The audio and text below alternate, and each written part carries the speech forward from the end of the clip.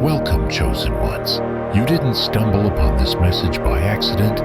No, you were led here drawn by a divine appointment that's bigger than you may understand right now. You've been set apart, marked by the fingerprints of heaven, for a purpose you've yet to fully see. You're not watching this because of an algorithm. You're here because your soul is searching. You felt it, the hunger for more, the desire to make sense of the pain, the longing to believe that it all means something.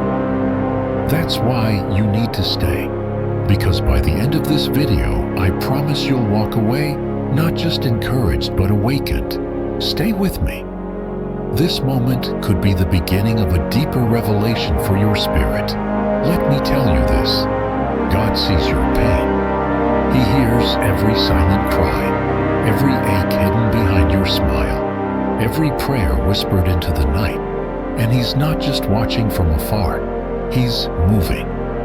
Even when you feel abandoned, even when the weight of your sorrow feels too heavy to carry, God is working behind the scenes, in the silence, through the chaos. His timing is not our timing, but it is always perfect. Maybe you've been wondering why things haven't changed yet, why the breakthrough hasn't come, why you're still stuck in the same cycle of pain or uncertainty. The truth is, God is orchestrating every detail of your life with more care than you could ever imagine. What if what you're calling a delay is actually divine alignment? What if the silence is God protecting you, shaping you, preparing you for the very thing you've been praying for? And here's the question you need to ask yourself right now.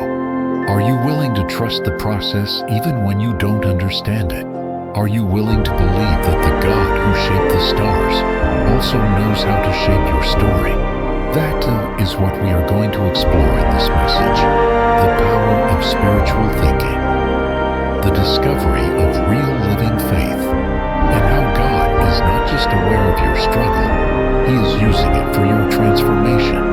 Before we go deeper, take a moment with me. If anything I've said so far is speaking to your heart, I want you to stay for the full message. This isn't just another motivational video. It's a conversation for your soul. If you're new here, hit that subscribe button right now and tap the like, so this message can reach more hearts that are hungry for truth, just like you. And if you're ready for breakthrough, drop 777 in the comments below. That's our signal of faith and alignment. Now, take a deep breath, open your heart. We're about to begin your journey into deeper faith and clearer vision. Let's get started. Purpose isn't a luxury. It's a necessity woven into the fabric of our very design.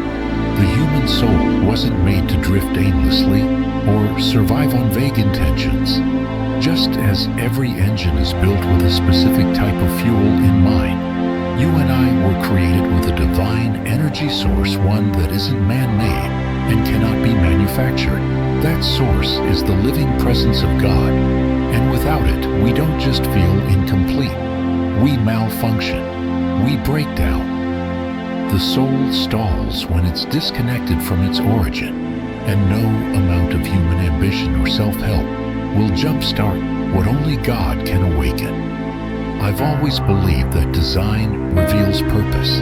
You don't look at a violin and wonder if it was meant to make music. You don't examine a ship and question if it was built for water.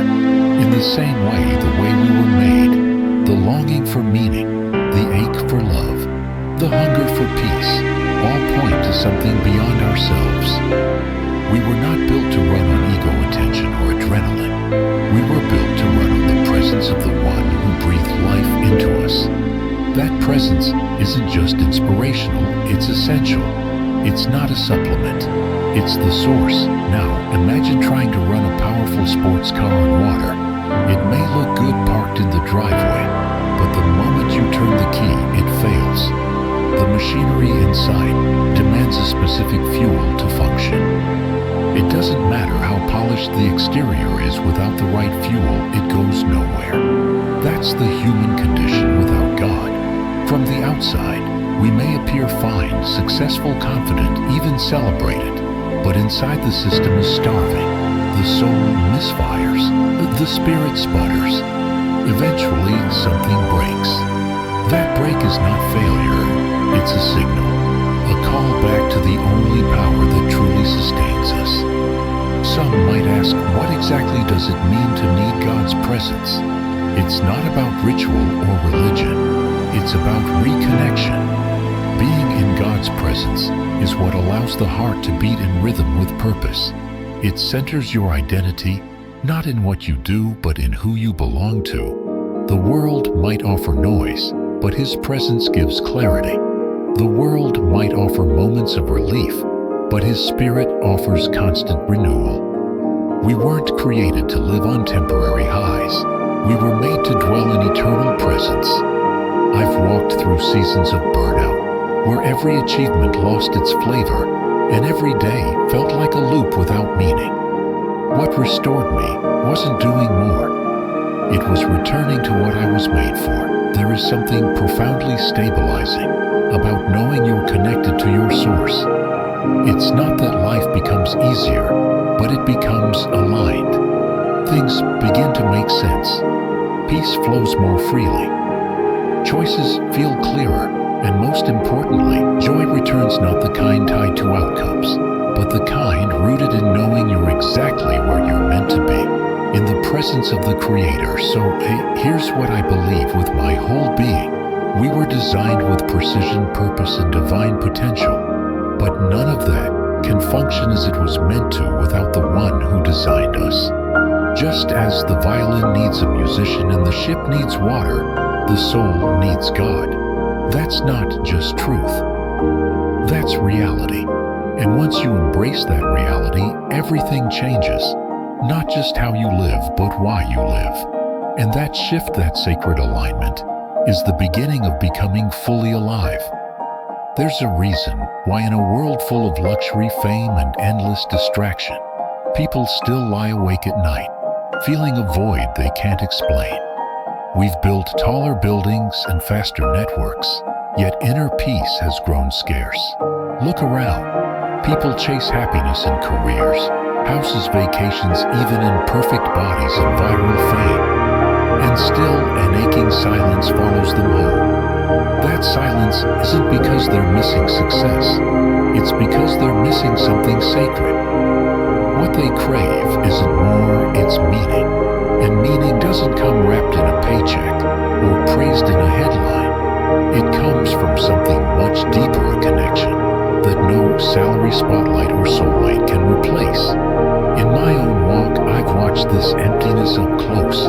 I've seen people reach the mountaintop only to discover it's hollow.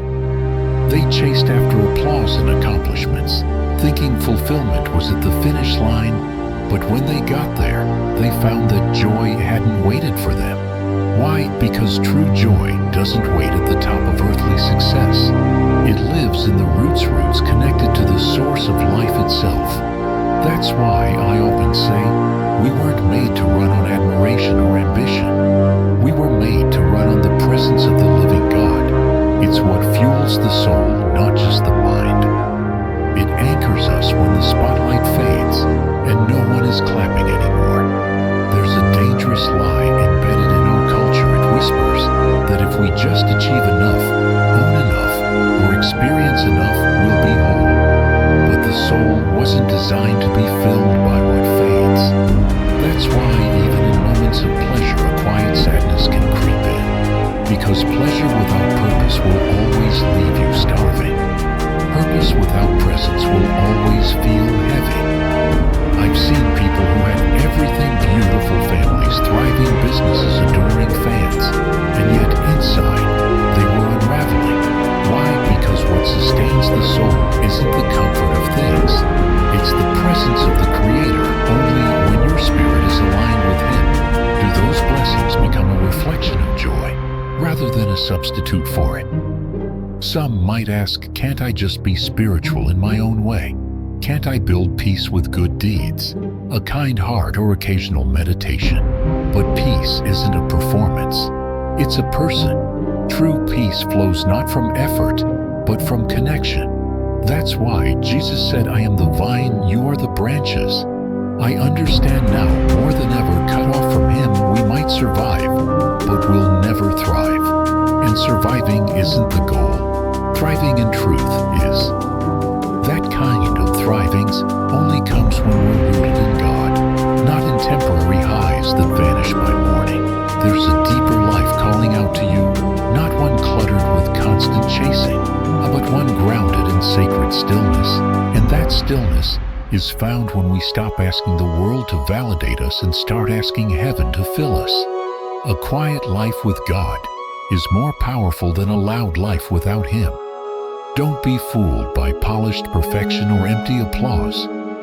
If the soul is not anchored, the storm will reveal it. But when the soul is anchored in God, even the fiercest storm becomes a stage for peace. If you've been searching, longing, restless in the night, maybe it's not because you need something new. Maybe it's because you need someone eternal. The world offers distractions, but only God offers restoration. And that's where we begin to truly live. The question shows up more often than you might think. Can I be happy without all the talk of God, faith, or religion? It's usually asked with sincerity, sometimes even desperation. But the answer, though simple, carries deep weight. No, you cannot find true, lasting happiness apart from God. You can find moments of pleasure. You can experience success. You can laugh, love, and enjoy the good things of life. But deep, unshakable joy, the kind that holds you when everything else breaks apart, only flows from the one who created you. Because happiness that's not anchored in Him will always drift with the tide of circumstance. If joy were just a feeling, it could be manufactured. But real joy isn't produced, it's received. It comes from a source, not from circumstance, not from a mindset, from a relationship. That's why trying to live without God while pursuing peace is like trying to breathe underwater without air. You might hold out for a while, but eventually your soul gasps for what it was made to inhale. I've come to believe that the more we disconnect from God, the more we try to fill that ache with things that were never designed to satisfy us. But no matter how carefully you stack achievements, comfort, or control, the heart still asks, is this it? That's where the wisdom of Scripture shines like a light in our restless questions. Jesus said, "I am the vine and you are the branches." I don't quote that as poetry.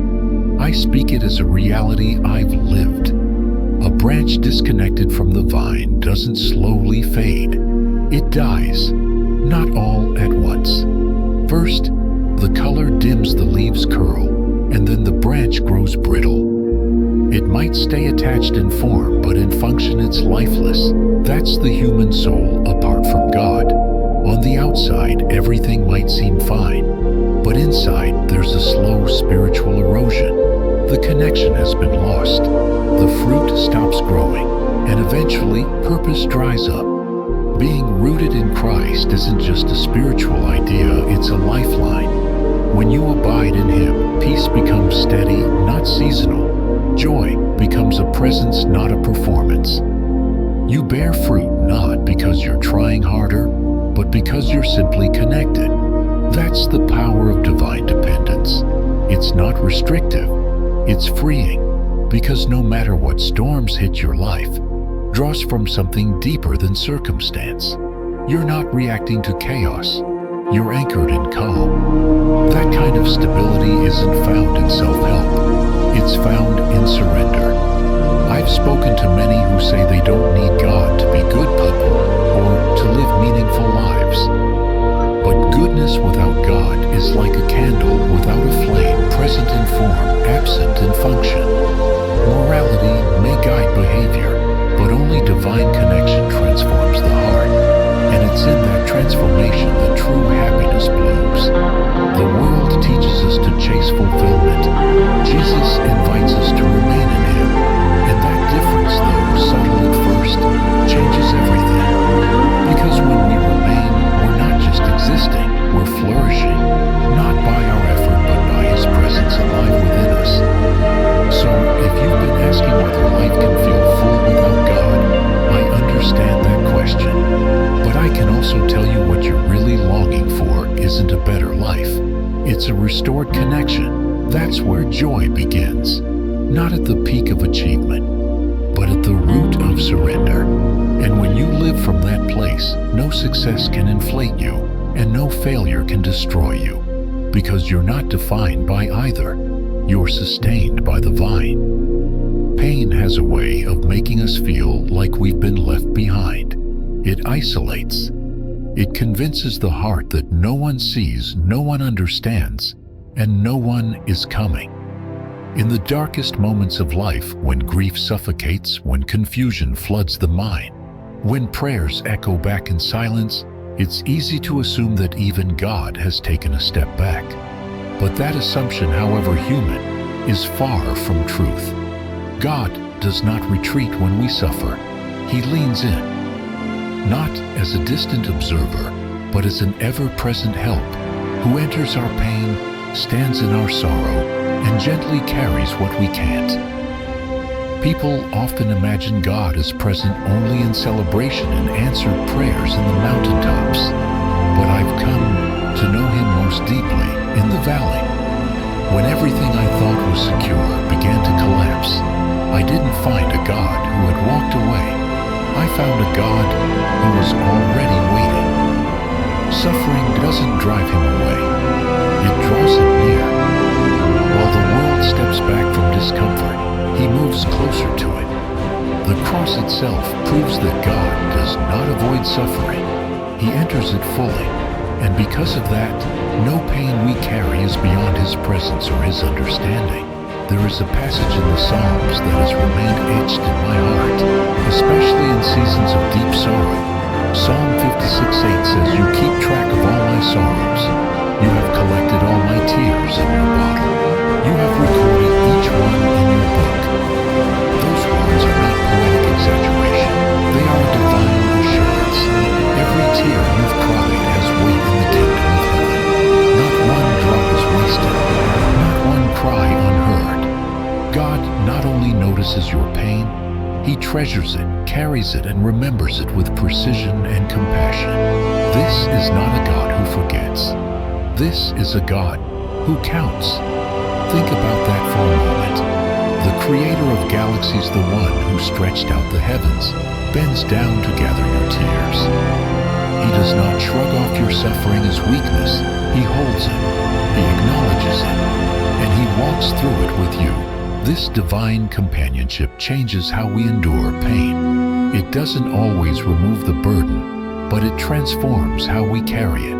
Knowing that He is near gives courage to take one more breath to pray, one more prayer to hope again. When hope feels foolish, that is the quiet miracle of His presence in our pain. The reason many feel abandoned by God during suffering is not because He left. It's because the noise of pain can drown out His voice. But just because He's quiet does not mean He's absent.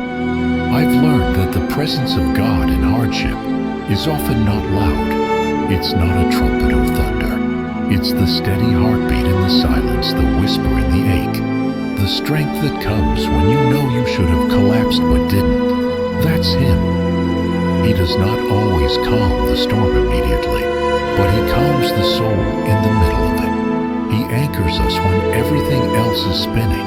This understanding reshapes how we interpret pain. It invites us to stop asking, "Where is God?" and begin asking, "What is He doing in this with me?" Because He is always doing something.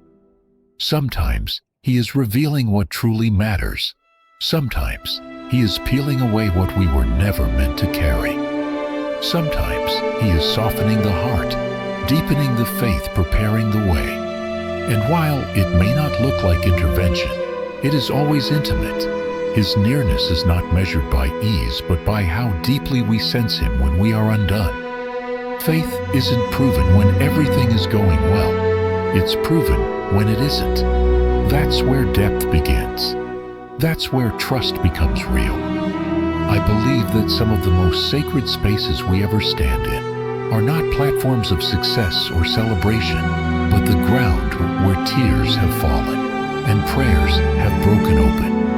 Those places mark where God met us not with explanations, but with His presence. He does not rush past our agony.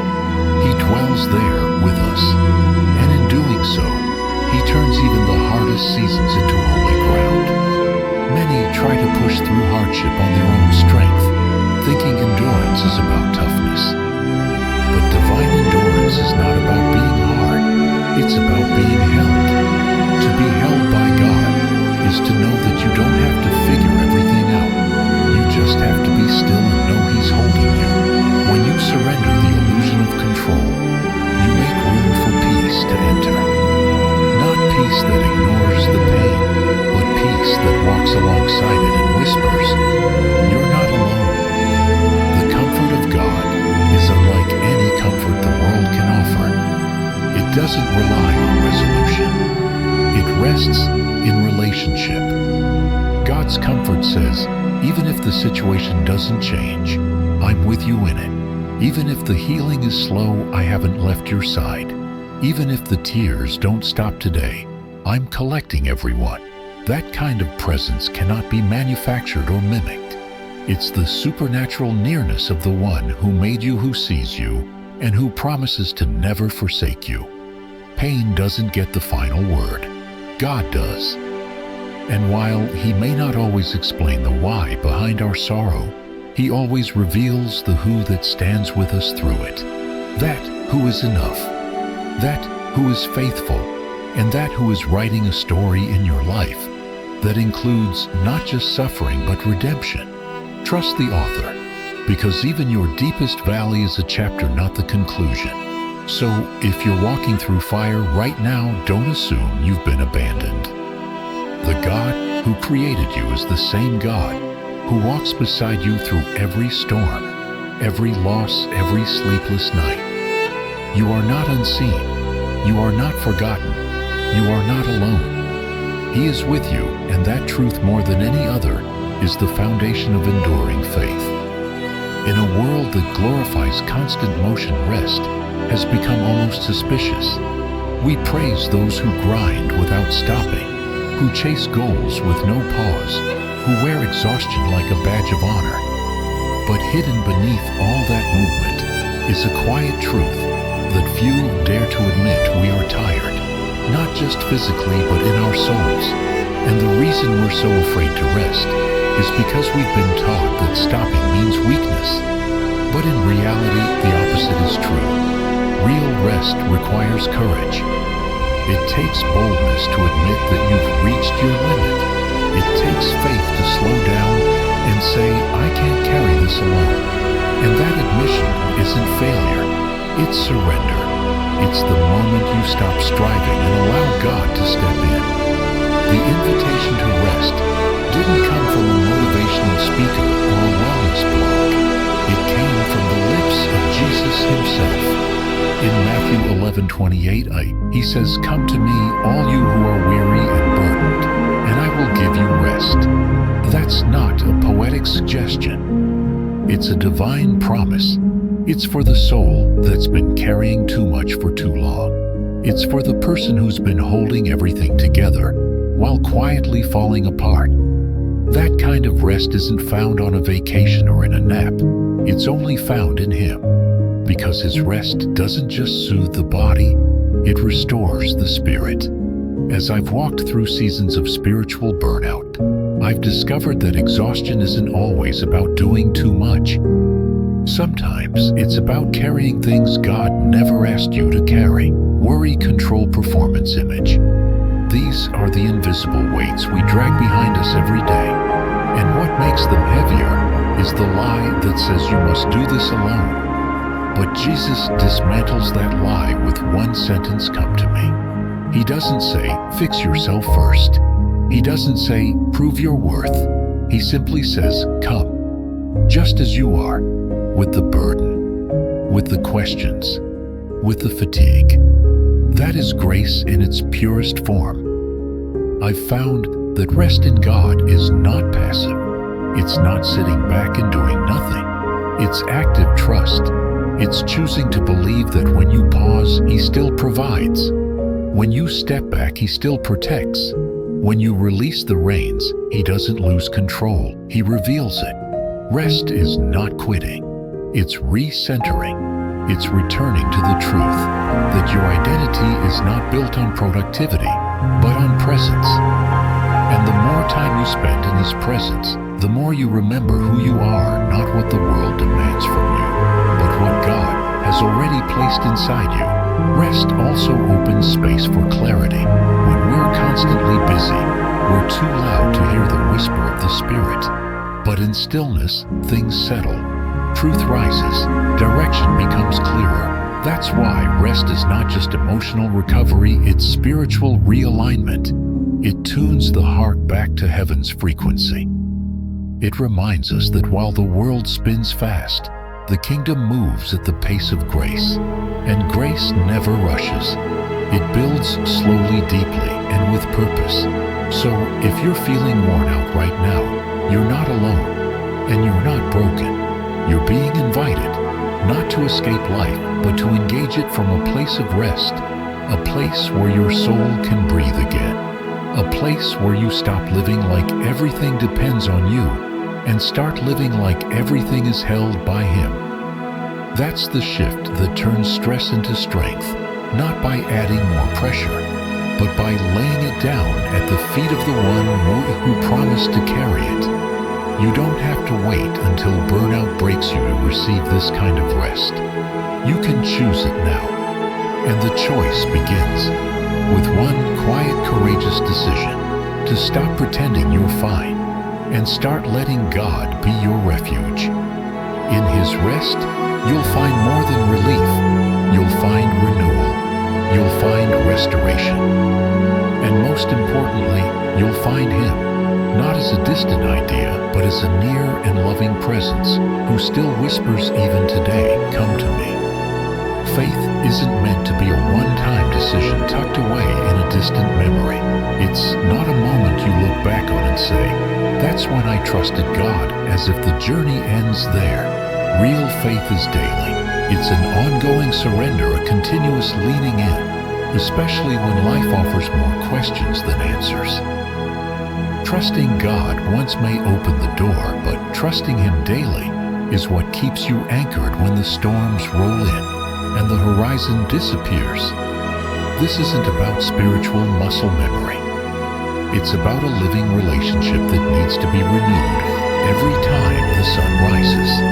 That's why I wake each morning not with the assumption that yesterday's faith is enough, but with the awareness that today holds new challenges, fresh uncertainties, and unfamiliar terrain. I can't afford to depend on yesterday's strength to fight today's battles. But the beauty of the gospel is, this God doesn't expect us to. In Lamentations 3:22-23, we find one of the most profound promises in all of Scripture. Because of the Lord's great love, we are not consumed, for His compassions never fail. They are new every morning. Great is your faithfulness. Those words aren't poetry for the sake of comfort. They are a lifeline. They remind us that God's mercy resets daily, just like the sunrise. There's something sacred about starting fresh. No matter how much fear, doubt, or failure mark the day before His love greets us again with clean hands and open arms. That kind of renewal doesn't come from positive thinking or willpower. It comes from knowing that the one who holds the universe never gets tired of holding you. And that's exactly why trust is not a feeling we wait for. It's a decision we make. Every morning we choose where to place our hope. Either we lean on our own understanding, or we fall into the arms of the God who sees the end from the beginning and calls it good. I've come to believe that consistent trust is often built through small moments, not grand gestures. It's in the whispered prayer before a difficult conversation. It's in the decision to be kind when bitterness would be easier. It's in the pause to seek His voice when the world demands quick answers. These daily choices form the framework of deep faith. Not loud, not always visible, but solid. You don't have to move mountains to prove you trust God. You just have to move your heart in His direction each day. Of course, the temptation is to compartmentalize trust, to say, God, I'll give you this part of my life, but I'll handle the rest. That split loyalty may feel logical, even safe, but divided trust always leads to divided peace. You can't walk in the fullness of God's provision if you're still trying to maintain control behind the curtain. The truth is, the parts of life you hesitate to give to God are often the very places you most need His hand. Control feels comforting, but it is a counterfeit. Only trust creates space for true peace to grow. There's another layer to this that we don't talk about often enough. Trusting God daily doesn't mean life will become easier. It means we'll be more equipped to walk through whatever comes. That's because trust gives birth to perspective. When your heart is grounded in His sovereignty, your eyes start to see differently. What once looked like obstacles now appear as opportunities. What felt like delay becomes preparation. What once provoked fear begins to invite courage. But this shift doesn't happen once. It unfolds day by day, choice by choice, moment by moment. And on the days when trust feels hard, when your faith feels frayed, and the weight of waiting grows heavier, remember this: God's faithfulness isn't dependent on your consistency. Even when you falter, He remains steady. Even when your heart is shaken, He is not. That's why the words "Great is your faithfulness" carry such weight. They speak not of our performance, but of His character. Trust is our response, but faithfulness is His identity. And that is what makes daily surrender possible. You don't have to wonder if God will show up. He already has. He already will. I know what it feels like to wake up with doubt. I've lived mornings where anxiety showed up before the coffee, and worry waited at the door like an old friend. But I've also lived through the power of a quiet prayer spoken with shaking hands. God, I trust you today, even if I don't see the whole path.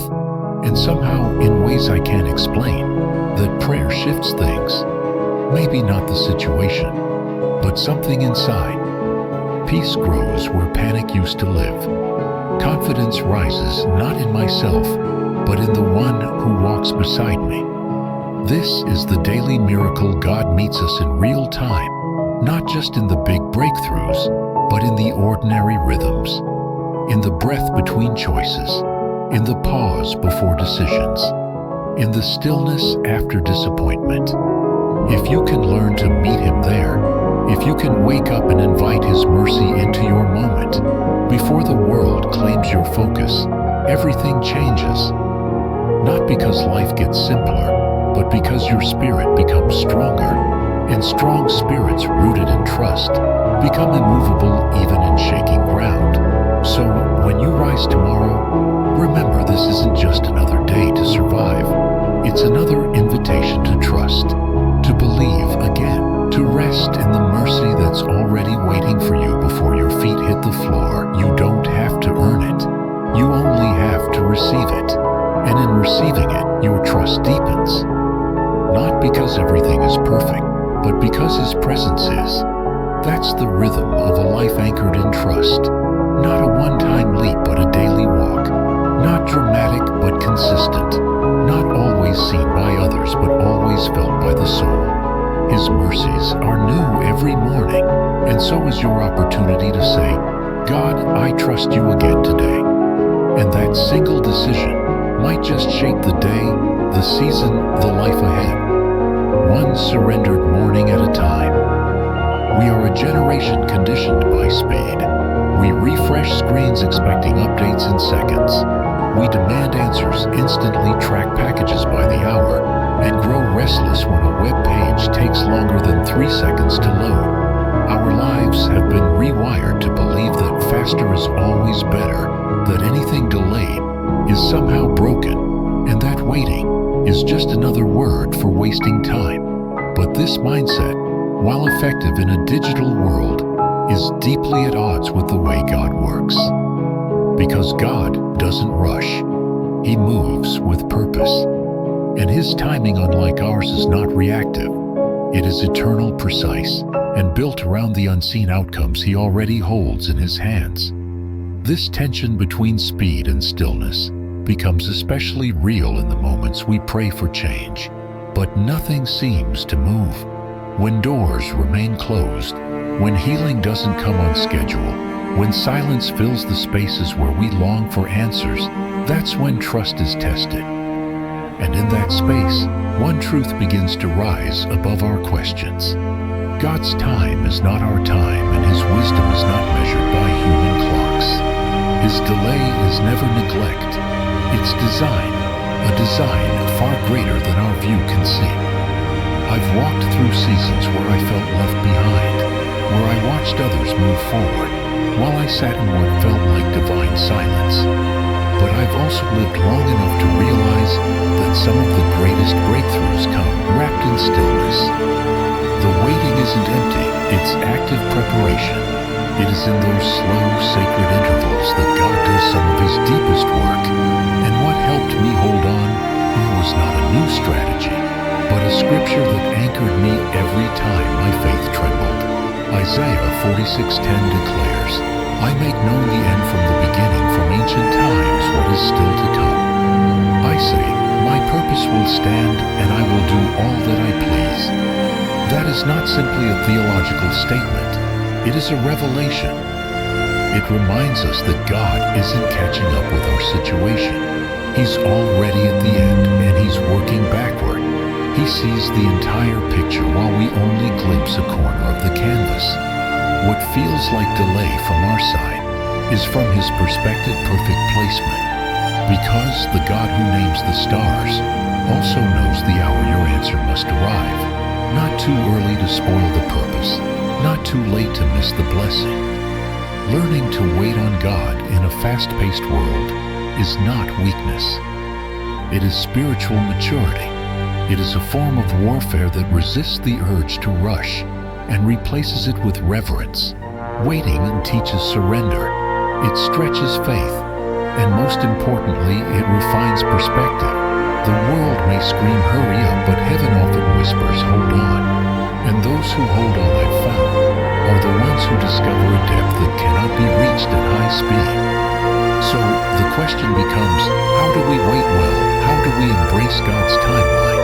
When everything in us wants to move forward, we begin by shifting our mindset. Waiting is not punishment. It's placement. It's God positioning us for something we're not ready to carry yet, or aligning circumstances we cannot yet see.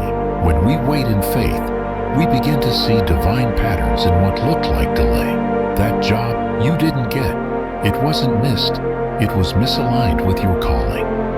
That relationship that ended, it wasn't failure, it was protection. Waiting allows God to close wrong doors gently before opening the right one at the right time. This doesn't mean waiting is easy. It is often one of the most painful parts of the Christian journey, but it is also one of the most necessary. Waiting burns away the impatience in our souls. It clears space for clarity, and in the stillness we begin to recognize what we truly depend on. Do we trust God only when He's quick, or do we trust Him because we believe His wisdom is beyond our own? I've seen many lose heart in the waiting because they believed nothing was happening. But the truth is, just because you don't see progress doesn't mean there's no movement. Seeds don't sprout the moment they're planted. There's a period of darkness, of dormancy, where roots are growing deep below the surface. That's how God works. Quietly, carefully, preparing you in silence so that when the fruit appears, your foundation is strong enough to hold it. Faith in God's timing is not passive. It requires active trust, a daily decision to release control, to resist comparison, and to believe that the one who began the work will be faithful to complete it. Each morning becomes an altar where you place your expectations down and lift up your hands in surrender. That posture invites peace because it removes the pressure to manufacture outcomes. It places the responsibility back into the hands that shaped you. When I look back at my own seasons of waiting, I see now that those were not wasted years, and they were formative years. I learned more in the stillness than I did in the speed. I learned how to hear God's whisper. I learned how to value His presence more than His promises. And I learned that what I thought I needed immediately, I wasn't even ready to receive. Timing matters not just because of what's coming, but because of who we become while we wait. So, if you are in a season of pause, know this: you are not being punished. You are being prepared. You are not behind. You are being built. God's plans will succeed. His purpose will stand. And when the time comes, it will not be a moment too late. Trust the slow work of God. It is never rushed, but it is always right. His sovereignty doesn't bend to our clocks, but His love bends low enough to walk with us while we wait. And sometimes, that walk becomes the very miracle we didn't know we needed. In the rush of this world, waiting on God is a radical act of faith. But those who dare to wait will find that the reward is not just what they receive, but who they become in the process. Rooted, ready, and able to see the beauty of His timing, not just when it arrives, but even before it does. That is the quiet confidence of those who wait on the Lord, and that is the invitation He extends to you today. Betrayal is a wound that cuts deep. When it comes from strangers, it stings. But when it comes from those closest to you, those who should protect you, stand with you, believe in you, it shakes the very core of trust. That's where the story of Joseph begins, not with success or leadership, but with a betrayal so cruel it could have destroyed his faith in humanity and maybe even in God.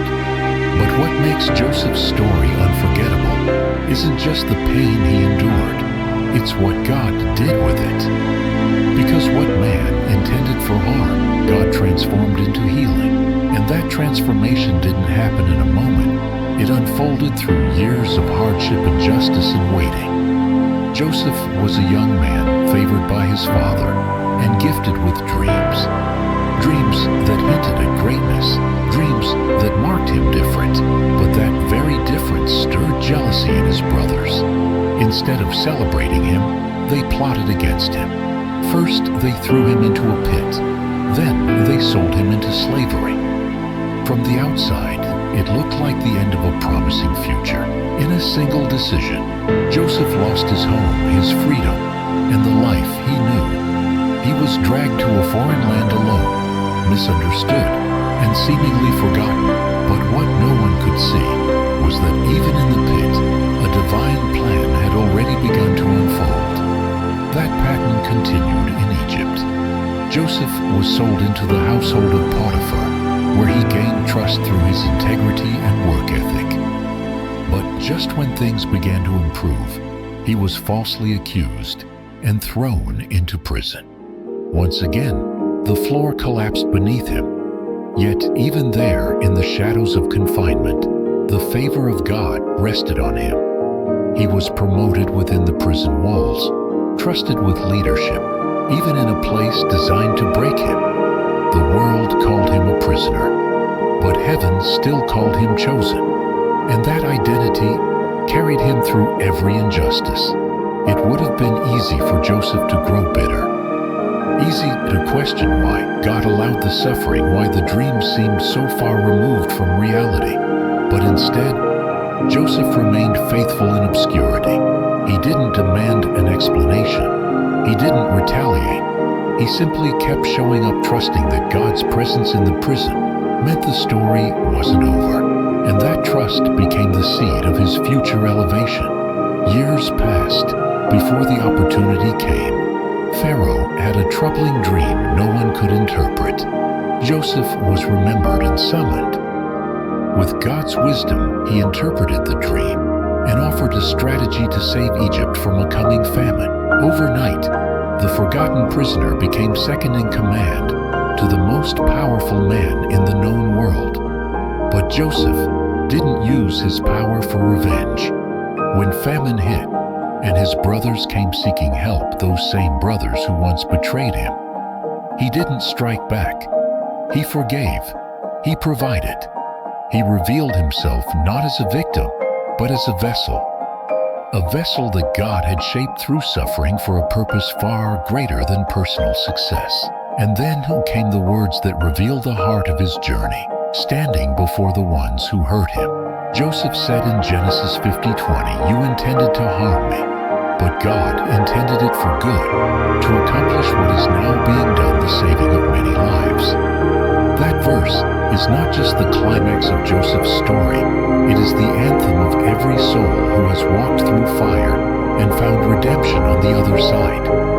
It speaks to the mystery of divine sovereignty, where God doesn't just override evil, he outmaneuvers it. He repurposes it. He takes the very thing meant to destroy you and turns it into the thing that defines your calling. That's the kind of God I know. One who doesn't waste pain. One who sees further than we can. One who allows what he could prevent in order to produce what we could never imagine. Joseph's story reminds us that suffering is not the end. It is often the soil where purpose is planted. It's in the pit that God begins building the kind of character that can carry destiny. And it's in the prison that he reveals the kind of presence that sustains you when everything else is stripped away.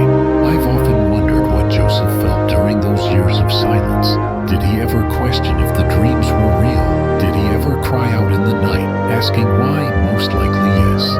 But the absence of answers did not cancel the presence of God. And in the end, we see that what looked like detours were actually divine direction. Every loss, every delay, every betrayal had a role in preparing Joseph, not just to rise, but to rise in a way that rescued others. There's a powerful truth in that for us today. The harm done to you, the wrong turns, the injustices, they are not the final word. When surrendered to God, they become part of a story so redemptive, it humbles the very people who once misunderstood you. God may not cause the pain, but he never wastes it. And when you walk with him through the valley, he uses what was meant for harm as the raw material for healing, not just for you, but through you. So, if you're in a season where the dream feels distant and the path seems cruel, remember Joseph. Remember that favor isn't always visible, and destiny doesn't arrive without opposition. But more importantly, remember that you are never alone in the struggle. The same God who stood with Joseph in the prison stands with you now. The same hand that lifted him at the right time is guiding you even when the timing feels impossible. Your story is not stuck. It is being written. And one day, like Joseph, you will look back and see that what was meant to break you actually became the breakthrough for someone else. That's the beauty of God's justice. It doesn't just make things right, it makes them meaningful. And in that meaning, your scars become signs, your wounds become wisdom, and your life becomes a testimony that God still turns harm into healing ashes, into beauty, and betrayal into blessing. That is not just a hope. That is his nature, that is his promise. And that is the kind of story he's still writing today. Waiting often feels like standing still while the world spins forward. It stirs questions in the heart. Am I missing something? Did I take the wrong turn? Has God forgotten me? But here's the truth.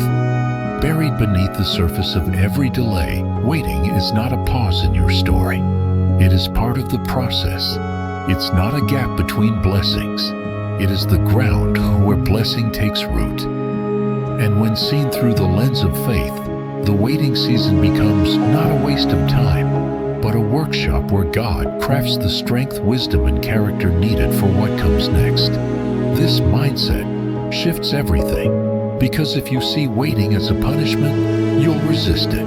But if you see it as preparation, you'll begin to lean into it. You'll stop asking how long and start asking what for. You'll begin to notice the ways God is shaping your heart, rather than just changing your circumstances. There's something holy about waiting with intention. It trains the soul to listen. It sharpens discernment. It uncovers false attachments and deepens dependence. No one grows by skipping the seasons that feel slow. We grow when we embrace them. Think of the soil beneath a seed. You don't see what's happening underground, but the silence doesn't mean stagnation. Roots are reaching, life is forming, and foundations are being laid. The same is true of your soul. When God has planted something in your life, He often protects it in hiddenness first. And hidden seasons are not empty seasons. They are sacred. That's when the soul is tested, stretched, and strengthened for the weight of future fruit. If harvest came too soon, it would crush us. But when we are ready, it lifts us. That's why God never rushes the growth. He values depth more than display. In my own life, some of the most painful seasons of waiting became the most powerful sources of wisdom later on. It was in those in-between places where nothing seemed to be happening that the most transformation occurred. And often, what I thought I was waiting to receive was not what I actually needed. God used the delay to shift my desires, refine my focus, and align me with His purpose, rather than just granting my preference. Waiting became less about getting something and more about becoming someone. It takes spiritual maturity to see the delay as divine. Our culture teaches us that value is found in constant progress and public success, in visible results, but heaven often works in reverse. God is not building your life for applause. He's building it for endurance. That means He will not rush what needs to be developed slowly. You are not falling behind. You are being rooted. You are not being punished. You are being prepared. And preparation is always personal. It speaks to who you're becoming, not just where you're going. So, if you're in a season where nothing seems to be moving, don't despise the stillness. There is more happening than you can see. God is not idle. He's intentional, and He's using this time to grow you in ways that future seasons will require. The prayers you're sowing, now the tears you've cried, in secret the quiet trust you've clung to when nothing made sense. All of it matters. All of it is counted. All of it is contributing to the deeper version of you that will be ready for what's coming next. You don't have to understand every detail of the process to trust the one leading it. Faith doesn't demand full clarity, it rests in full confidence. The waiting season may not look impressive, but it is deeply sacred. And when the door finally opens, you'll realize you weren't being stalled. You were being shaped. And what God shapes, He never wastes. That's the hope you hold on to when the days feel long and the answers feel late. You are not just waiting, you are becoming. And in that becoming, the future begins to take form. Quietly, purposefully, and perfectly on time. There comes a moment in every journey of faith when our plans collide with God's path. It's the tension between what we expected and what unfolds, between what we desire and what He allows. That tension reveals something crucial, whether we truly trust His wisdom or are still trying to write our own version of the story. And that's where the depth of our spiritual thinking is tested, because believing in God is one thing.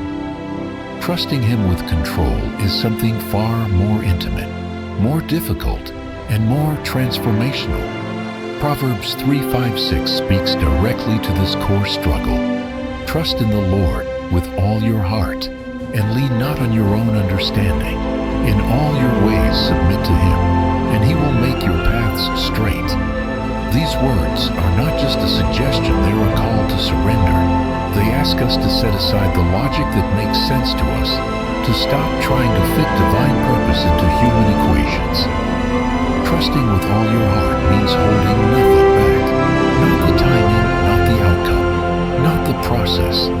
It means believing that God sees further, understands deeper, and leads better than we ever could. That's not an easy posture, especially when life feels uncertain. But when you've walked long enough with God, you begin to notice something consistent. His direction often disrupts our default. What seems like a delay is protection. What looks like a detour is preparation. He doesn't always give the fastest path, but He gives is the right one. And sometimes that path leads through seasons we would never choose but desperately need. In those moments, the question isn't, can I understand this? It's, can I trust him anyway? The wisdom of Proverbs 16:9 echoes that very same reality. In their hearts, humans plan their course, but the Lord establishes their steps. There's nothing wrong with planning. In fact, preparation honors responsibility. But Scripture reminds us that even in our best intentions, our plans remain subject to a higher will, and that will doesn't change with trends or timelines. It operates with eternal insight. The verse doesn't say we shouldn't plan. It says we should hold those plans with open hands, knowing that only God can turn direction into destiny.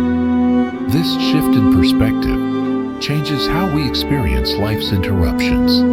They no longer feel like chaos. They begin to feel like redirection.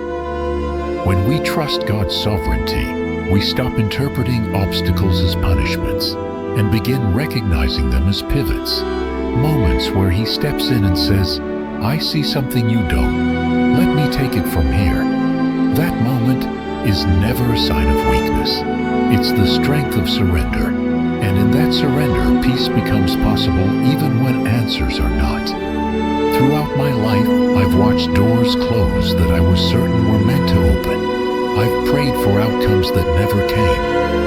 And I've wrestled with the silence that followed. But now, on the other side of those moments, I've seen how God redirected what I once called disappointment into divine appointment. I didn't need to understand everything. I needed to walk with the one who understands all things. And that realization didn't make the pain disappear, but it gave it purpose. Submitting to God's plan isn't passive. It requires daily conscious trust. It's waking up and saying, even if I don't see how today fits the picture, I believe you are still painting it. It's choosing to obey even when the path looks uncertain. Because obedience without full understanding is one of the deepest forms of worship. And worship is what steadies the heart when the road winds in unexpected directions. So, if you're standing in a place where your plans are unraveling, take heart. You're not off course. You're being realigned. And if the path ahead looks unclear, lean into the truth that God never asks you to figure it all out. He only asks you to trust Him step by step, one choice at a time, one surrender at a time. That's how straight paths are formed, not by perfect plans, but by a faithful guide. God is not a backup plan when ours fail. He is the original author who writes stories that surpass our imagination. The sooner we learn to trust His wisdom over our own understanding, the sooner we experience peace that doesn't depend on clarity. And that kind of peace born from surrender is what gives faith its deepest roots. It's what allows us to walk confidently even when the steps make no sense. Because trust says I don't have to know the whole map when I know the one who made it. And that's enough. There's a particular kind of pain that comes when you know God could have acted but didn't.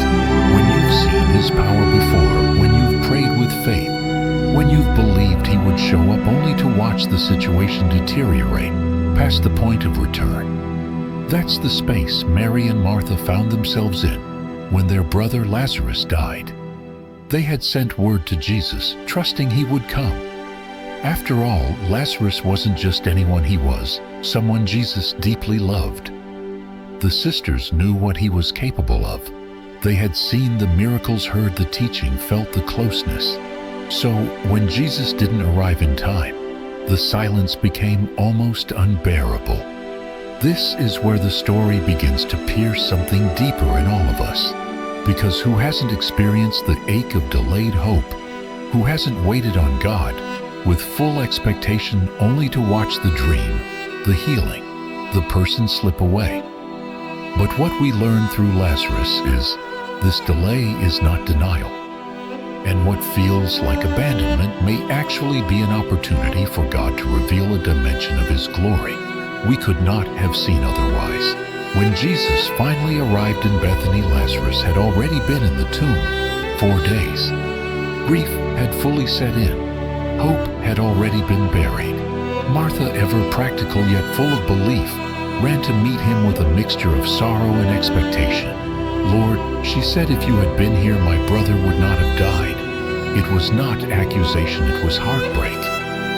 And it was in that moment, in the midst of death, that Jesus spoke one of the most powerful declarations in all of Scripture. In John 11:25-26, he said, "I am the resurrection and the life. The one who believes in me will live, even though they die. And whoever lives by believing in me will never die." Do you believe this? That question, do you believe this is the turning point? Because Jesus wasn't just speaking about Lazarus. He was revealing a truth far greater than the moment. He wasn't just promising to raise a dead man. He was defining who he is. Resurrection is not a future event, it's a person. And that person had just stepped into the scene of grief, not too late, but perfectly timed for a greater miracle. The delay wasn't a miscalculation. It was a divine setup. Jesus could have healed Lazarus from afar. He could have arrived earlier and prevented death entirely, but he chose to wait. Not because he didn't care, but because he wanted to show something deeper than healing. He wanted to reveal resurrection. Sometimes we ask God to fix what is broken, and he waits because he plans to raise what was thought dead. That kind of power can't be seen in the convenient. It's only revealed in the impossible. What unfolded next was unforgettable. Jesus approached the tomb. He wept not because he lacked power, but because he felt the weight of human sorrow. His compassion wasn't diminished by his divine purpose. And then, in a voice that shattered the silence of death, he called out, "Lazarus, come forth." And a man who had been dead 4 days walked out alive. This wasn't just a miracle, it was a message that even the finality of death must bow to the voice of Christ, that what seems irreversible is not immune to resurrection. When I reflect on this story, I see more than a moment in history. I see a pattern of how God works in lives still today. We often measure God's faithfulness by speed, but he measures it by sovereignty. He's not late. He's strategic, and what we interpret as absence may actually be alignment. The timing you resent may be the timing required for the kind of transformation God intends. Lazarus had to die so that those around him could witness something greater than recovery. They witnessed revival. The implications are deeply personal, because each of us carries places in our lives that feel like sealed tombs. Prayers unanswered, relationships broken, hopes buried. But the voice of Jesus still speaks into those places. He still arrives even when it seems too late, and asks the same question he asked Martha. Do you believe that belief is not passive? It's the door through which resurrection power enters. It's the declaration that even though we don't understand the delay, we trust the one who controls time itself. I've learned that God often writes his most glorious stories in chapters we wish he would skip. But those are the pages that reveal his character the clearest. His delays draw out the depth of our faith. They strip away illusions of control. They invite us into a trust that doesn't just believe in what God can do, but in who God is even when the miracle hasn't come yet. This is the invitation of Lazarus' stories, to redefine how we interpret divine timing. Instead of asking, why didn't God come sooner, we begin to ask, what is he preparing to reveal in this? Because sometimes what dies in our timeline is raised in his purpose. And when that happens, what was once seen as a grave becomes a stage for glory. That's not just a comforting thought. It's a spiritual truth that reshapes how we endure every delay. So, wherever you are, whether standing at the edge of disappointment or looking into the tomb of something long lost, know this: God has not forgotten. His silence is not abandonment. His delay is not indifference. He is still the resurrection and the life. and He still speaks life into what others have buried. If you can hold on to that truth, if you can trust the one who weeps with you and still calls you forward, then even the deepest loss becomes the beginning of something holy. That is the power of waiting in faith. That is the beauty of divine delay. And that is the kind of resurrection story He still writes today for those who dare to believe. Noise has become our new normal, from the constant hum of technology to the pressure to always respond, update, and achieve. We live in a world that rarely knows how to stop. Even our spiritual lives can become noisy, filled with questions, expectations, even well-meaning effort. But there's a deeper invitation that God whispers in the middle of the chaos. An invitation not to do more, but to be still. Because stillness is not inactivity, it's intimacy. It's the posture where the soul can finally breathe, and where the presence of God is no longer one voice among many, but the only voice that matters. This isn't just a poetic ideal. It's a command rooted in Scripture, where God calls us out of striving and into surrender. Psalm 46:10 says, "Be still and know that I am God." It's not just a verse to calm anxiety, it's a blueprint for spiritual clarity. In stillness, we begin to recognize what we've been carrying that was never ours to hold. In stillness, fear starts to lose its grip.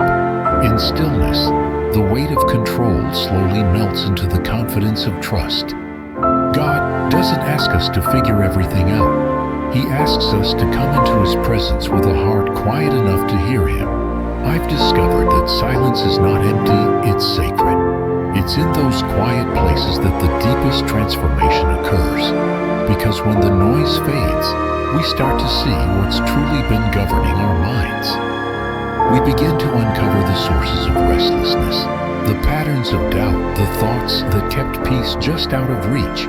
And it's only then, when the clutter has been cleared, that the peace of God can begin to settle in. Not because the situation has changed, but because the center of our attention has shifted. We no longer look at the storm. We look at the one who commands it. That's what the Apostle Paul understood when he wrote to the Philippians. In Philippians 4:6-7, he said, "Do not be anxious about anything, but in every situation by prayer and petition with thanksgiving. Present your requests to God, and the peace of God, which transcends all understanding, will guard your hearts and your minds in Christ Jesus." This peace isn't passive. It's not temporary relief. It's active defense. It guards the heart. It shields the mind. And it cannot be explained by circumstances. It only makes sense in the presence of God. There's a reason Paul pairs prayer with peace. Because when we come before God, honestly laying down not only our hopes, but also our fears, something supernatural takes place. Peace becomes more than a feeling, it becomes a presence, a stabilizing force that carries us through confusion and loss.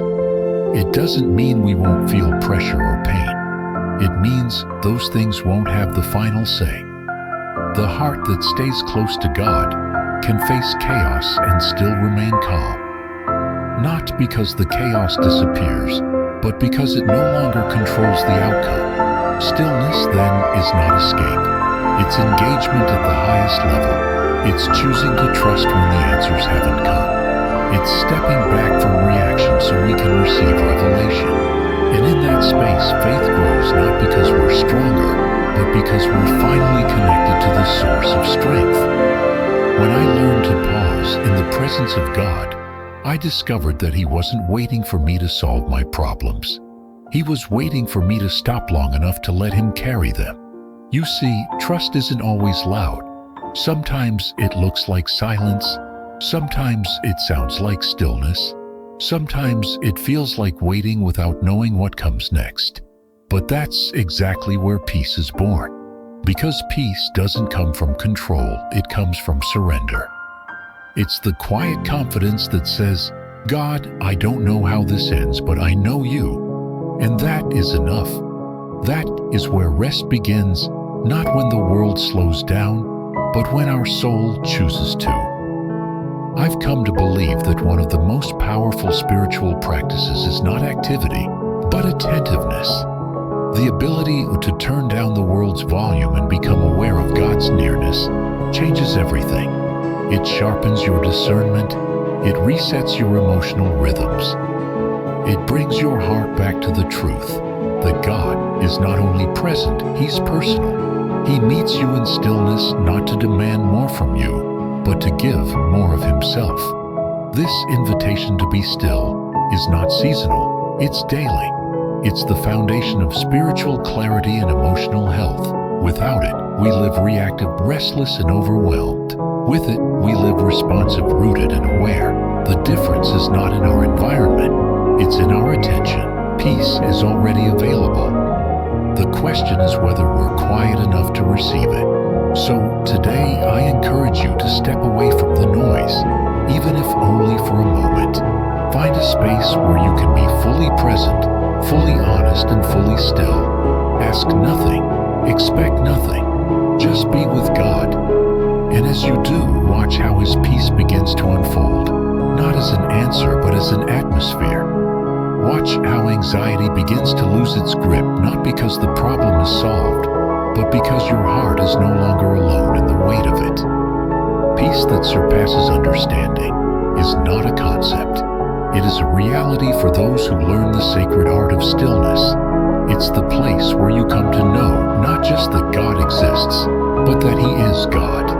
He is near, He is faithful, and He is enough. In that knowing, in that quiet trust, the deepest peace begins. And once you've tasted it, no amount of noise will ever satisfy again. Patience is often misunderstood. It's not passive waiting, nor is it the absence of desire. It's the choice to trust when the outcome is unclear and the path is longer than expected. Patience requires more than endurance, it requires vision. The ability to believe that even in delays, disruptions, or disappointments, God is still moving, still working, still weaving something good from the threads we can't yet see. And that belief doesn't always come naturally. It must be cultivated through faith formed in trials and refined through time. Trusting God's timing is not about pretending everything is fine. It's about knowing that God's plan is bigger than our understanding. When you don't see immediate results, when the answer doesn't come as quickly as you prayed, patience is the bridge that keeps you walking forward. It keeps you grounded when emotion wants to pull you into despair. And it reminds your heart that what feels like delay might actually be divine development. This deep trust is echoed in Romans 5:3-4, where Paul writes, "Not only so, but we also glory in our sufferings because we know that suffering produces perseverance. Perseverance, character, and character, hope." These are not words of blind optimism. They reflect a sacred process, pain becoming purpose, struggle producing strength, endurance, forging identity. Suffering is not glorified here for its own sake, but for what it creates. And what it creates is lasting, solid, eternal. Hope that does not disappoint. In my own journey, I've come to see that patience is not the absence of action. It's the restraint of self-will when you know God's will is better. Patience is saying, I will wait not because I like waiting, but because I trust the one I'm waiting on. That kind of trust doesn't deny frustration. It simply places it in the hands of a sovereign God. It transforms waiting from torment to training, from a hallway to a classroom, where character is built and faith is matured. Some of the greatest disappointments in life come when we try to rush a process that God intended to unfold slowly. We live in a culture of instant results, but spiritual depth cannot be microwaved. It grows like an oak tree, slow, steady rooted. And when God is shaping your destiny, He's just as concerned with who you're becoming as He is with where you're going. Patience allows that transformation to take place. It gives God space to refine you so that when the promise comes, you're ready to carry it without it crushing you. This doesn't mean the process won't stretch you. It will. There are moments when the weight feels like silence, when the heavens seem unmoved, when your prayers echo back unanswered. But even in that silence, something sacred is happening. God is not ignoring you. He's strengthening you. He's giving your spirit room to grow muscles you'll need in the next season. And sometimes the delay is the greatest mercy. Because if He gave us what we asked for before we were ready, it could ruin us instead of bless us. The beauty of patience rooted in faith is that it opens our eyes to divine timing. What we once called not yet starts to look like right on time when seen from a higher perspective. I've learned to look back on past seasons where I felt stuck, only to realize later that God was preserving me, protecting me, preparing me. He was working things out I couldn't even see. And if He did it then, He'll do it now. That kind of remembrance strengthens patience. It reminds us that God has never failed, and He won't start now. When the Apostle Paul spoke of perseverance producing character, he wasn't painting a smooth road. He was speaking from experienced shipwrecks, imprisonments, betrayal, and physical suffering. But even in those hardships, he found something that endured: hope. Not a fragile wish, but a confident expectation. That's what true patience leads to. Not resignation, but resilience. A hope that's not based on what you feel, but on who you know. And when you know the character of God, you begin to realize that every delay has purpose, every silence has presence, and every wait has weight in the kingdom. I've walked through seasons where I thought God had forgotten me. Doors closed, prayers felt unanswered, dreams delayed. But looking back, I can say with full confidence He was working. Not in the way I expected, but in ways that changed me. And in those quiet, stretching moments, I became more than I had been. Not because I figured everything out, but because I learned to trust the hand of a God who sees what I don't. So if you're in a season where everything feels slow, where patience feels like a burden and trust feels like a stretch, don't lose heart. You are not forgotten. You are not abandoned. You are being formed. Patience is not weakness, it's wisdom. It's a declaration that says, I don't need to rush when I'm walking with a God who's never late. Cling to Romans 5:3-4 like a compass. Let it remind you that this waiting season is building something deep within you. Perseverance, character, hope. These aren't quick virtues. They're forged in fire, formed in faith, and sealed with time. And once they've taken root, they cannot be shaken. God's plan is greater than your impatience, and His timing is better than your deadline. So rest in the process. Keep your eyes on Him, and know that what He's doing in the waiting is just as holy as what you're waiting for. Because in His hands, even time becomes a tool. And when patience is complete, you won't just receive the promise, you'll become the person who's ready to carry it. What you've imagined for your life may be beautiful. It may even be bold. But it is still far smaller than what God has written into His plans for you. His purpose isn't confined by the limits of your vision or the details of your current circumstances. The God who shaped galaxies and carved rivers through rock is not restricted by what seems possible.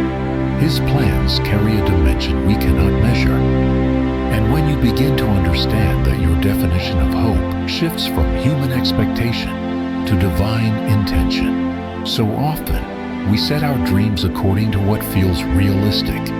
We aim for what we think we can accomplish if everything lines up just right. But God does not operate in the realm of mere possibility. He functions in abundance and overflow in the miraculous. His work in our lives is not dictated by our capacity, but by His. That's why Ephesians 3:20 resonates with such depth. Now, to Him who is able to do immeasurably more than all we ask or imagine, according to His power that is at work within us. These words do not not speak of small adjustments or modest upgrades. They speak of radical transformation, of divine multiplication beyond comprehension. It's important to recognize that God's larger plan isn't just about achieving more. It's about becoming more.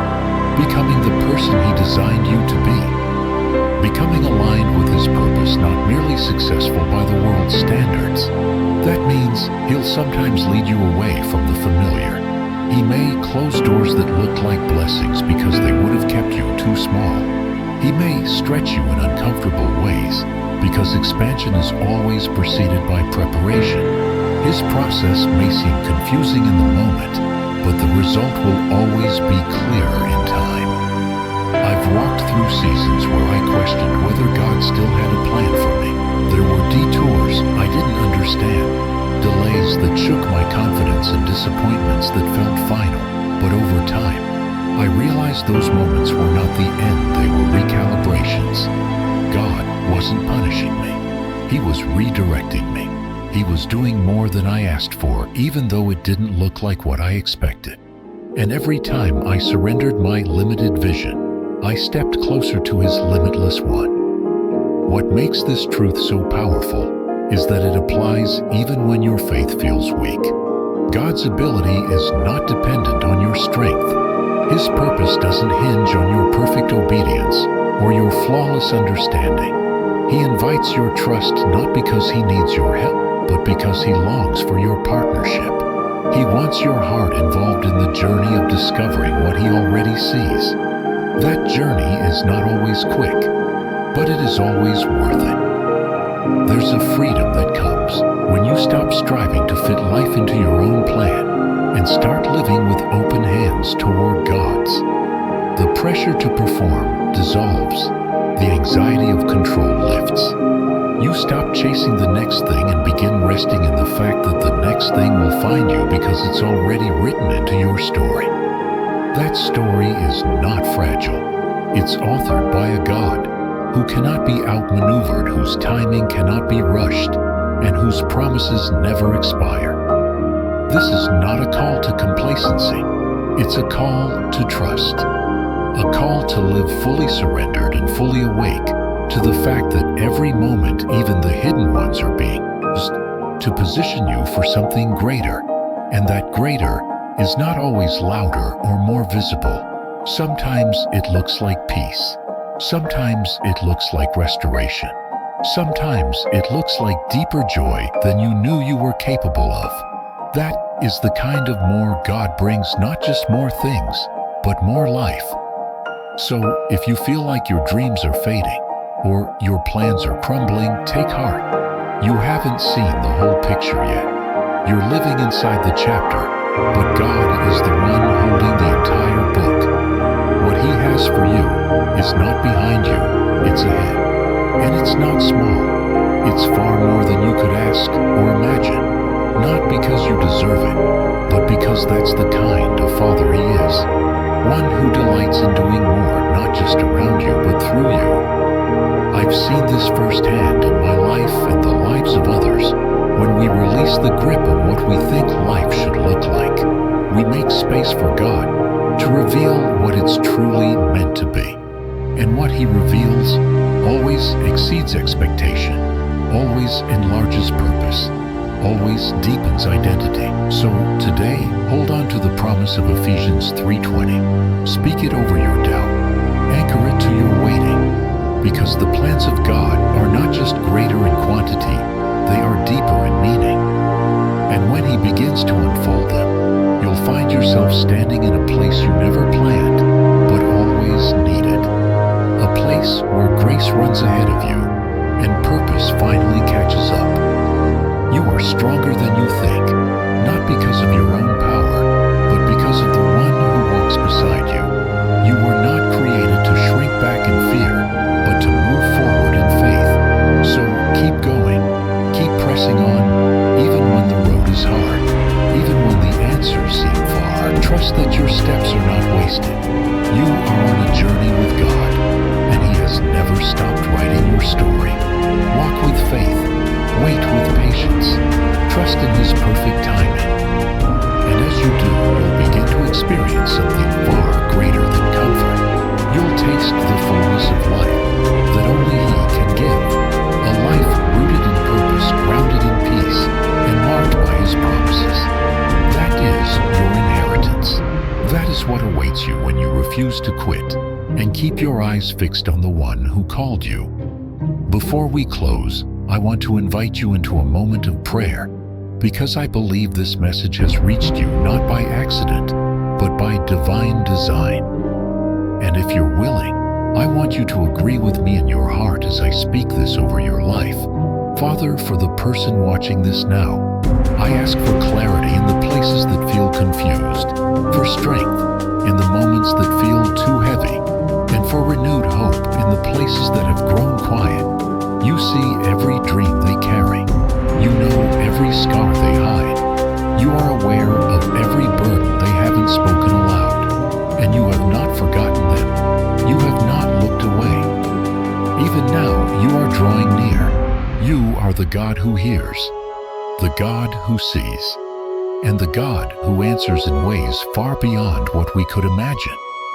I ask, Lord, that you would awaken in them a deeper hunger for your presence, not just for answers, not just for relief, but for you. Draw them back to the quiet place where it's not about striving, but abiding. Stir within them a passion for your word that becomes their daily bread, a longing to hear your voice above every other noise. Birth in them a holy fire, a flame that cannot be quenched by discouragement, distraction, or delay. Let today be a divine turning point, not because everything changes on the outside, but because something rises on the inside. Because they choose to believe again, choose to hope again, choose to trust that you are not finished with them yet. I speak to every voice of shame that tells them they're too late, too broken, or too far gone. Silence those lies now, Lord. Replace them with truth. They are not behind, they are in process. They are not forgotten, they are being formed. They are not abandoned, they are being positioned. God, I ask you to reveal the next assignment. Whatever that means for their season, their family, their calling, make it clear. Illuminate the path, even if it's only one step at a time. Show them what to let go of and what to embrace. Open the door that aligns with your purpose, and close every door that looks good but leads them away from you. Deliver them from counterfeit opportunities and short-term distractions. Make their ears attentive to your whispers, their spirit responsive to your guidance. And Lord, as you lead them, give them courage. Not the absence of fear, but the ability to obey even in the presence of it. Give them the boldness to say yes to what seems bigger than them. To step out when comfort tells them to stay still, to keep moving even when the map isn't complete. Let their life be led by conviction, not convenience, by calling, not comparison. Fill them with a peace that doesn't make sense to the world, but settles their soul. The kind of peace that stands firm when storms rage, that anchors the heart when uncertainty grows. Your word says that peace will guard our hearts and minds in Christ Jesus. Let that guard stand strong now. Let their thoughts be renewed, their hearts be stabilized, and their emotions be lifted above the waves. Surround them with people who speak life, not fear, not limitation, not compromise. Build a circle around them that protects their progress and calls forth their potential. Connect them to mentors who challenge them, friends who sharpen them, and divine partnerships that carry kingdom purpose. I ask for divine alignment relationships that bring clarity, not confusion, that bring truth, not flattery, that bring the presence of God, not performance. Father, I ask you to take every pain they've walked through and redeem it. Take their disappointment and turn it into direction. Take what the enemy meant for evil and repurpose it for good. Turn their mourning into ministry. Turn their wilderness into wisdom. Turn their heartbreak into holy authority. Don't just heal them, Lord, use them. Make them a testimony of your grace and a vessel of your glory. Prepare them for their next assignment. is, wherever it leads and however long it takes, prepare them, sharpen their discernment, strengthen their resolve, purify their motives, and enlarge their faith to believe for more, not more for the sake of greatness, but more for the sake of your kingdom.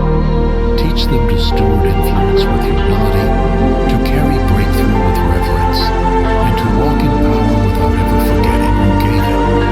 God, I pray for supernatural endurance. When the process is longer than expected, when the battle is harder than anticipated, when the voices grow louder than truth, remind them who they are. They are chosen, they are anointed, they are equipped, and they are never alone. Let their heart beat in sync with heaven. Let their words carry weight because they've been in your presence. Let their actions reflect your heart, and their days be marked by obedience. You are the God who appoints seasons, who calls destiny out of dry places, who turns ordinary lives into divine legacies. You see what we can't. You plan what we never would, and you use every detail to accomplish what no man can stop. So I ask you now in full trust to take their life and launch them into what comes next, not by might, not by striving, but by your Spirit. Seal this moment in their heart. Let them never forget that something eternal shifted today, that they were seen, that they were called, that they were invited higher. Let the seeds planted in this prayer take root, bear fruit, and become a light lived on mission for your glory, for your name, and for the generation they are called to impact. In Jesus' name, amen. If this message stirred something in your soul, I want to ask you to take one simple step. Press the like button to let us know you're standing in faith. Subscribe to this channel if you haven't yet. We're building a community of believers who want to go deeper into what it means to live with purpose, passion, and the presence of God. And in the comments below, type the number 777. That's our symbol of completion, of divine alignment, and of the new season God is preparing in your life. Join us, because this journey of faith is not meant to be walked alone. In this space, we learn together, grow together, and see God move in ways we never thought possible. Your next chapter